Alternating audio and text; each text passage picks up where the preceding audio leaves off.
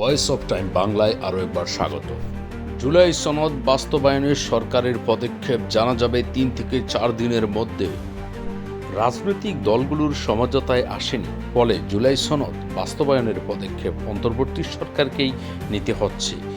কি সেই পদক্ষেপ তা 2 থেকে 3 দিনের মধ্যে জানানোর আশা দিয়েছেন আইন উপদেষ্টা অধ্যাপক আসিফ নজরুল।